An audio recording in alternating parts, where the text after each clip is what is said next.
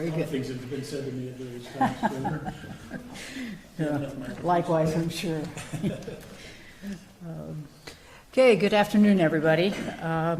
Earlier today, the Kansas Department of Health and Environment announced that we now have 2,777 cases, confirmed positive cases of COVID-19.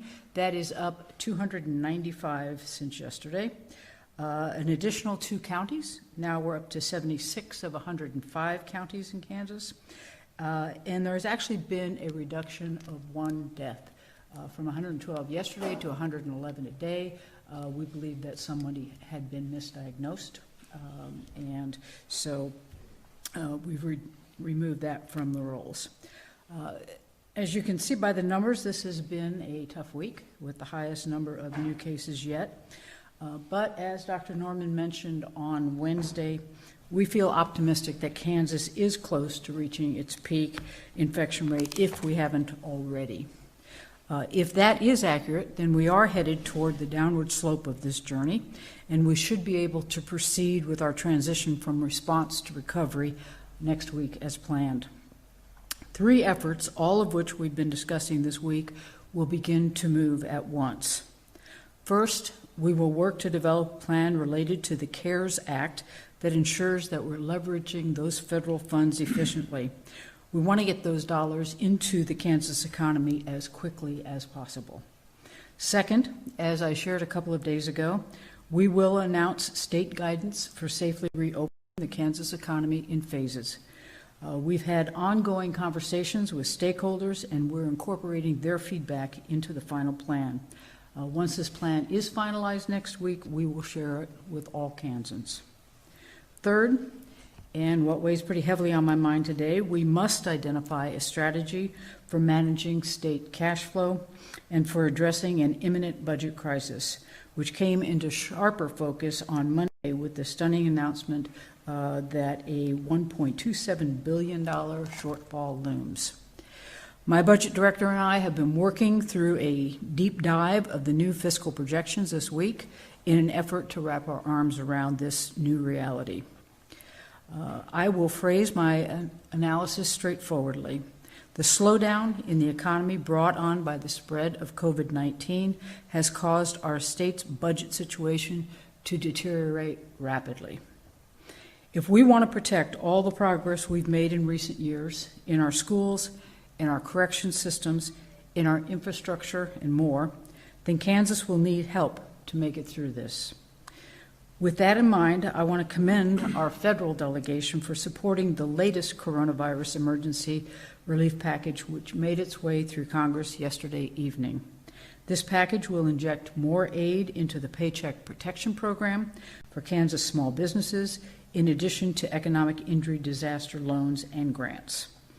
It provides much-needed funding for hospitals that have been forced to scale back while simultaneously investing in expensive COVID-19 response efforts. And perhaps most importantly, the latest federal package boosts funding for expanded testing capacity. As we've discussed at multiple points, this will be a crucial metric in determining when it is safe for Kansas to begin reopening our state economy. While I truly appreciate our federal delegation's support of these relief packages, I must also convey the urgent need for additional federal funding in the form of direct, flexible state aid. The CARES Act dwarfs any emergency aid package enacted by the United States Congress ever. That includes the American Recovery and Reinvestment Act of 2009. Unfortunately, what the CARES Act offers in size, it lacks in flexibility. I am gravely concerned that Kansas is prohibited from using CARES Act funds to replace general fund revenue. I cannot overstate the severity of the budget crisis on the horizon to both the state and local units of government. If the federal government fails to act, we will be forced to make very deep cuts to critical services. There is a key difference between the $1 billion in cuts Kansas made during the Great Recession and the over $1 billion shortfall Kansas faces today as a result of coronavirus. The Great Recession cuts were brutal, but they occurred gradually. This gave communities time to adapt and prioritize so that they could limit the damage done to Kansas families as much as possible. Without direct aid from the federal government, Kansas will be forced to make all of those cuts in just one budget cycle. As I reflected on the fiscal saga Kansas endured throughout the last decade and all the tough, necessary decisions we've made in recent years to rebuild our state, I became alarmed and frustrated by recent suggestions at the federal level that states simply file for bankruptcy. I don't even know what that means. Kansas has made its share of fiscal mistakes. We closed the chapter on fiscal recklessness when I took my oath of office. As governor, I have diligently worked to put Kansas's fiscal house in order. Throughout my first 2 years in office, I offered structurally balanced budgets, one of which provided for the largest ending balance in 2 decades. I proposed paying off debt, and I made politically difficult decisions to veto large, unaffordable tax cuts. I also denied new spending requests for a wide range of programs that I wholeheartedly support, and I did so in an effort to ensure Kansas could weather an economic downturn when that moment arrived. Because, as I said from my very first week in office, it wasn't a matter of if Kansas faced another economic downturn, it was a matter of when and how bad. But no one, not even the federal government, anticipated a downturn of this scale or at this speed. Today, I issued a letter to our federal delegation conveying the severity of our fiscal forecast and what it means for our communities. I've requested their urgent support of an additional COVID-19 emergency relief package that includes flexible, direct state aid. Coronavirus has impacted every facet of our lives and therefore every line item in the budget. Our ability to recover from this public health pandemic and revive our state economy hinges upon the state's ability to pay its bills. Kansas communities rightfully expect state government to fund public education. They expect a strong public health system, public safety, a safety net for seniors, and an adequate technology infrastructure to ensure that public resources will be accessed in a timely manner. Without flexible federal aid, Kansas will find itself unable to fulfill these obligations when they are needed most. I mentioned a moment ago that Kansas's transition from response to recovery involves 3 immediate to-dos: a plan for reopening our economy, a structure for efficiently, strategically making CARES Act funding available, and a strategy for mitigating a severe, sudden budget crisis. These may be 3 separate undertakings, but they're all connected and equally essential to our long-term economic recovery. This national emergency has required a response effort, including the close coordination of local, state, and federal partners. Our recovery will be no different. And with that, I will turn it over to the Secretary of Kansas Department of Health and Environment, Dr. Lee Norman. Thank you, Governor Kelly. Today, the state is currently monitoring 52 clusters. 19 are in long-term care facilities that account for 377 cases and 63 deaths. 2 group living arrangements with 28 cases and 0 deaths. 1 in the correctional facility at Lansing with 82 cases and 0 deaths. 2 in healthcare facilities with 16 cases and 0 deaths. 5 religious gatherings with 88 cases and 8 deaths. There are 17 in private companies, and in response to the question on Wednesday, the companies are quite a range. The one thing they have in common is that in those companies that the people were close to each other, and I think there's something to be learned by that, of course. Everything from manufacturing plants to a candy store. 99 cases and 4 deaths. And then, of course, the thing that's really accounting for our uptick in cases now that you see is in 6 meatpacking plants with 250 cases and 0 deaths.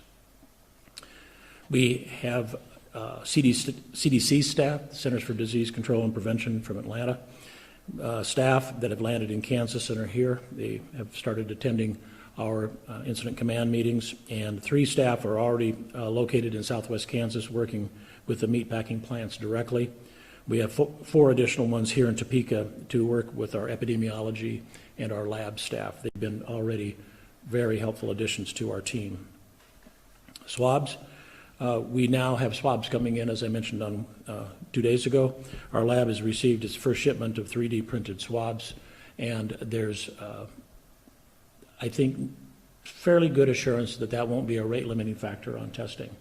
Regarding testing, and I've used this term, and when you've asked me before about how do we survey populations of people, not just the ill. I think we have what we need to take care of people with symptoms and people that are ill to do the testing. And we certainly have the hospital capacity. Governor Kelly and I have spent a number of hours with various hospital and clinical leaders, and we have seen a nice drop in the number of hospitalized critical care and ventilated patients. So that's been a real encouraging trend line. Which allows us to start shifting our ideology over from only taking care of the people that are symptomatic and ill to testing populations of people. We're getting to that point now with our testing equipment availability. One of the metrics we're following is how many tests per thousand per county, because as per Governor Kelly's comments, we look at statewide numbers, of course, in aggregate, but Kansas is a very heterogeneous state. And we will always drill down county by county to help the local officials, the local health officers and health departments to understand what the disease patterns are through their county.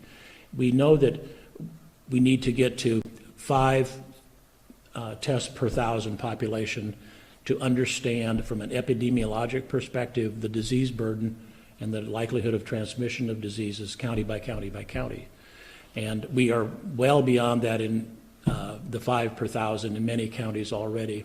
And now with the added manpower from CDC and otherwise, with the added testing materials, with the added swabs, and the promise, and hopefully it will be manifest, of cartridges and reagents, bright future for the testing throughout the state of Kansas. So that's a market different than what I reported to you on a week ago. We do have very encouraging numbers in terms of hospitalizations and deaths per capita. We are on the improving side of that. Now, we haven't had enough days and weeks to know that with 100% certainty, but the trend line is very favorable. I think it's important to understand that we might continue for a while, because of increasing testing capacity, to have more positive tests and more positive in aggregate numbers, but also in tests per capita. I see that as a very good thing, because that means we know where the enemy is and how to go out and really drive it into submission. So more testing, higher numbers should not be perceived as a negative thing, but it'll help us to be one more tool in our toolkit for really getting great control of this COVID-19. That's it in my prepared comments. Very good. Questions? Secretary, is part of the increase in the larger increase this week because some labs weren't reporting? Yes. How is it possible that some labs didn't realize they had to report? I mean, this is so high profile, we're literally counting every single day. How would some labs not know they have to report? Yeah, the question is, why did some labs, and in this case, the primary one is a commercial lab, didn't report? Don't know why. We're digging into that. We do know those numbers now, but it's important that you know that those represent a pretty small percentage of the overall tests, both negative and positive, that we've already received. But was it a significant part of the increase this week? No, that was from Southwest Kansas. That's mostly Southwest. Yeah.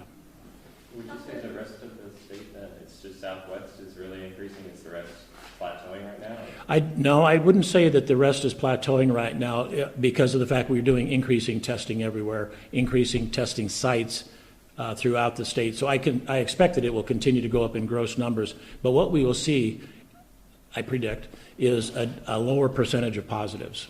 So the optimal would be we'd get more and more testing done, more and more negatives, and a lower and lower and lower percentage of positive tests. Except for Southwest Kansas. Yeah, and that has been a fascinating thing to watch unfold, and we've been in very communication. A good colleague, friend of mine, Dr. Trotter in Dodge, and I are on the phone every day. That would be Ford County. And The people there have been remarkably, and this is exactly why we do the testing, they've been remarkably symptom-free. They've been mildly ill. The people we've been testing have had symptoms, but there's been nobody coming through that has been hospitalized or any deaths. What we have to be really careful about, though, is that, yes, they might be at the packing plants, and that's how they are identified, but they all go home to their communities. And that's why we need to continue with public health messaging and very close monitoring of where they are in their communities, because they have families and neighbors. Governor, do you believe the legislature is going to come back, or are they going to force you to make allotments to take care of the budget issues we have? Well, I think we'll find out if the legislature is coming back on May 6th when the Legislative Coordinating Council convenes again and makes that decision. Do you have much confidence there? It's a legislative decision, and I'll respect that. Do you believe they fully understand if we're going to a zero budget, you have just almost unlimited authority? You know, I believe that the Senate Ways and Means Committee and the House Appropriations Committee have been getting updated on the situation with the budget, and I am a firm believer that most of the legislators are extraordinarily responsible and good public servants, and they'll want to do their job. Dr. Norman, could you explain what population testing would look like when we get to that? Yes, there's really two broad strategies for testing. One is test ill people and then sequester them away through isolation and quarantine and test people around them. And then the other side of that, and we've started doing this in various locations around the state, are testing people that are not symptomatic. They don't have any knowledge of being exposed to anybody. They may not even particularly care whether they're tested or not, but we want to know, Joe Q public, how much disease is out there, meaning how many people, what percentage of people have become infected and are not symptomatic. Because that way we can know, are there hotspots? So we don't have to pay equal attention to 3 million people throughout 105 counties, but are there certain areas? I mean, some of these are just very obvious, and we're already working those. We talked about packing plants, nursing homes, group living situations, et cetera. Those are, at this point, no-brainers. But are there other ones that are kind of, we want to hotspot and find out where to pay more attention? And that's what population health is really about. It also gives us a better ability to forecast, because one of the things that we do not like to do is fly blind in terms of predicting, in terms of allocating resources. What that hotspotting does, or the population measurement does, is allow us to make better predictions and to align our resources accordingly. Secretary, you said that there have been 4 deaths at private businesses. Were any of those businesses that should have been closed under the governor's stay-at-home order? No, it was businesses that had reason, based on the executive order, to be doing the business they were in. You know, there's one thing to have a rule, and there's another thing to comply. And I'm not even suggesting that the 4 deaths were because people didn't comply, because, you know, people have this big of a life at work, and they have this big of a life in their private lives. And I think that we oftentimes see where the work setting is a very controlled environment where people really follow the rules, but they don't necessarily do that in their own private lives. Will this testing give you some information on whether we should reopen public schools to, I don't know what the term is, kids going to school? Well, we have no plans, Martin, to reopen the schools during this particular school year. You know, we're going to just leave in place the continuous learning program that we put in place originally. So we will continue that. And we will use all the metrics working with our public health folks to determine, you know, what we need to do in the fall. Governor, If they open, would you have to test kids every day or every now and again?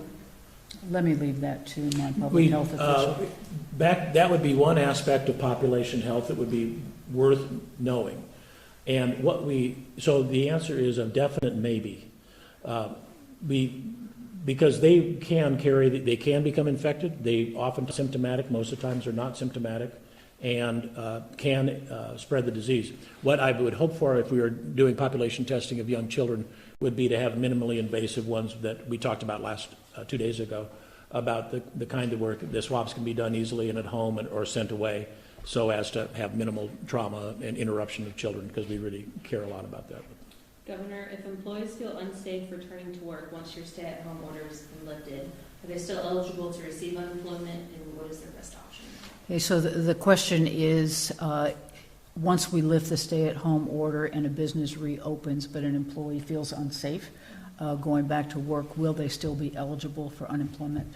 We will deal with that on a case-by-case basis and make that determination. Governor, what would you like to see when it comes from the federal government for funding to pay for state things? Is there an amount of money you'd like to see, and how do you weigh that with how much is the state's responsibility? I think the National Governors Association has put in an ask for $1 billion for flexible state funding, and then that amount would be distributed on a formula basis that's generally given back to states based on a whole bunch of metrics.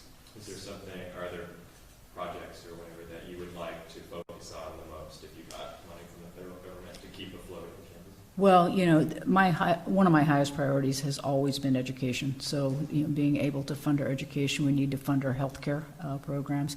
I want very much to be able to continue to fund our infrastructure programs because, one, we need them, and they've been on hold for many years, and two, they're job creators, and so I'd like to be able to do that. I mean, if you think back even to the Depression, that was exactly what federal funding was used for. You know, it was for infrastructure projects like Works Progress Administration and the Conservation Corps, the Civilian Conservation Corps. You know, that they actually created jobs to get people back to work and build the economy.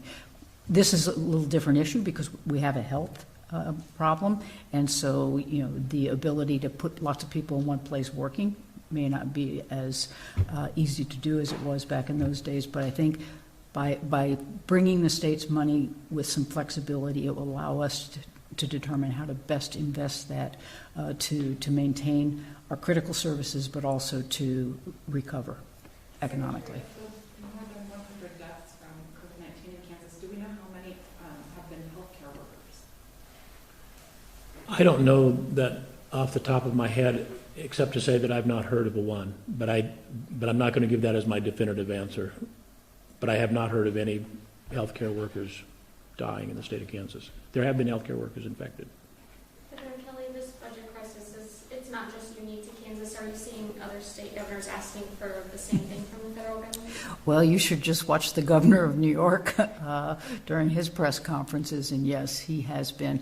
But all of the governors convene once a week via phone through the National Governors Association. That has been a topic of conversation, and all of the governors feel very strongly about this because everyone is experiencing this. You know, nobody was prepared for this kind of hit, this hard, this fast. Even with a plan like that, would there still have to be cuts here that you're going to have to work out? I don't have those numbers yet. You know, one, we don't know if it's going to come in, and two, once we get it in, then we'll need to match it up with our current budget. And you'll have a plan next week, you're saying, for how to reopen the state or whatever the jargon is. Yeah, we hope to have by midweek. We've been meeting, as I said, you know, over the course of this week, and we'll continue that into next week with a variety of stakeholders, you know, from the hospitality industry to just got off the phone today with the Kansas Chamber, and they had about 100 members on that call. Talked with the barbers and hairstylists today, whom I'm very anxious to get back to work. So we're talking with all of the various industry sectors. What's good news is that a lot of them have already given this a lot of thought, both on a state level and sometimes in concert with their national associations, and they're putting in their own guidelines for operating safely. To a T, they all recognize that while they really want to open their doors, they know that people will be somewhat fearful of re-entering life, and so they want to make sure that they've got everything in place to reassure the public that it is safe, you know, to go to that restaurant, that it is safe to go to your doctor's office for your appointment. So they're as concerned, if not even more, than we are about having those guidelines in place to allow us to safely reopen in a phased approach. Governor, did any Kansas state offices receive inquiries yesterday or this morning asking whether injecting or ingesting disinfectants could help cure COVID-19? Per President Trump's press conference yesterday, is this safe? Would you suggest suggested. Issue, so I'm going to punt that question to my health officer. I have not heard that, but to that point, I had intended, and I probably still will call Dr. Steve Thornton, who is our toxicologist in the state of Kansas, who is the medical director of the Kansas Poison Control Center, and I plan to ask exactly that, because we need to do counter messaging. I want to make sure we get right on top of that. I didn't answer your question quite right, Celia. I just realized there was, I know, one EMS provider who died, presumably from having contracted the illness during professional activities. I was answering as it relates to bedside providers, but I know there's been one EMT that has passed away because of the COVID. Secretary, given that the trends in testing data are very complicated, because on the one hand, we've had a logjam, and then now we have more tests, so, the numbers will go up. Will you make public, presumably we're going to make a decision on reopening Kansas based on some sort of model. Will you make public the standard, if it's not a specific goal, like we want to test this many Kansans, what is the standard when we know that we're on the downward trend and that we're safer? Governor Kelly and I haven't talked that expressly. It is my goal to have the metrics be transparent, and so that it makes sense, because it's, on the one hand, epidemiologic information and decision-making around it can be fairly complex, but I think what Governor Kelly's administration and I try to do is to make things that are understandable, so that when there's conclusions here, this is the rationale that led to that. So it would be my goal to make it understandable and very transparent as to the numbers, because numbers are just numbers. And I think that's something that we have always tried to have up to date, even, and very helpful on our website. Dr. Norman, Sedgwick County hospitals believe they may have seen their peak. Despite the rise in confirmed positives, has Kansas reached its peak for COVID-19? I think we have reached our peak in hospitalizations and in deaths. Again, I'll feel better saying that even another 7 days from now, when we can look back for a total of 14 days. The conundrum is around the total number of cases that could continue to go up, but the percentage of positives coming down, down, and down. I'm really optimistic with the numbers right now, but I don't want to speak prematurely. When we've been talking about peak in the past to reopen the state, have we been talking about hospitalizations or the total number of cases? Did you want to handle that, Governor? You want me to? Yeah, go ahead. That's a really good question. Why focusing now on hospitalizations and deaths rather than just on the cases? And the reason is, if there's a body of infected people out there that are not being tested, we'll have a low number of cases, which is mildly reassuring. But hospitalized people are still going to be hospitalized, and unfortunately, some of those people that are quite ill will die. Those are going to be the same whether we're testing a lot of people or not very many people at all. So that is kind of a leading indicator, if you will, that I think we can hang our hat on very well. Could the virus be diminishing in strength at all? Would that make any sense? The question is, could the virus be diminishing in strength at all? That's how pandemic viruses tend to act. But it's too soon now to know that. Doctor, do you intend to have all your budget amendments done by the time the LCC comes back?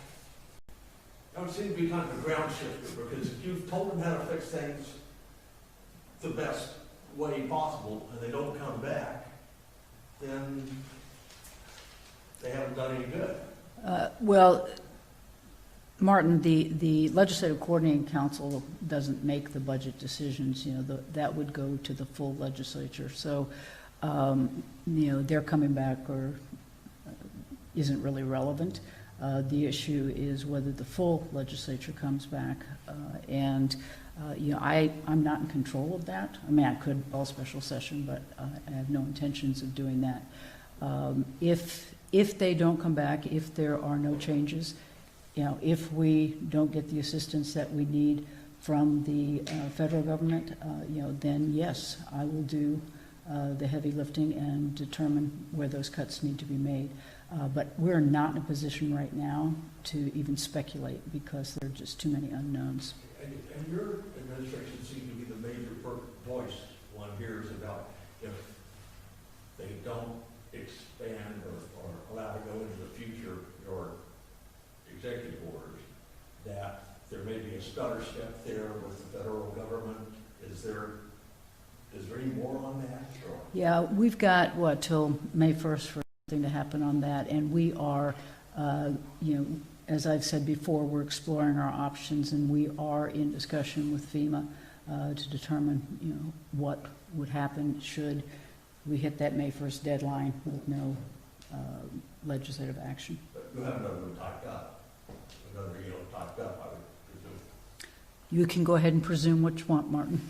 Governor, how soon might casinos reopen as you try to restart the economy?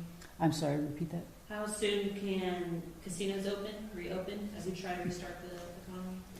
We will have guidance on that next week. As I've said, we've been getting together with all of the stakeholders to determine, what are reasonable base guidelines, and then superimpose industry-specific guidelines. So casinos would fit into that industry-specific. Secretary, you talked about the improvement in getting testing supplies. Does that just affect testing by public agencies, or if I, go to my local private hospital, some people have been running into the issue where they can't get a test, or they find out it'll take 7 days to get the results. Will that also get better? It will all get better. There's more hospitals that are running it, tests. They have to have competencies at a certain level to be certified to do this kind of testing. But there's still, and an ever increasing actually, number of testing locations with multiple different testing platforms. So it's going to get better all across the board. Question? Governor, did you, I saw you tweeted about the New York letter, New Northeast Kansas farmer. What was your thought of that? Well, I just thought, who better than a Kansan to do something like that? You're talking about the farmer from Northeast Kansas, the one N95 mask, one of 5 that he had left over from his farming business, to Governor Cuomo in New York. I thought that was priceless and precious, and I actually just left a voicemail for him on his phone. I hope to talk with him and thank him personally for that gesture. It just, one, it was just kind, but 2, it really makes Kansas look good, doesn't it? Thank you.